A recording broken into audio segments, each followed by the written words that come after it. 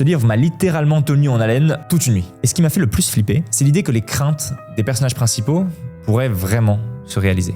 Minuit moins une de Sébastien Lejean.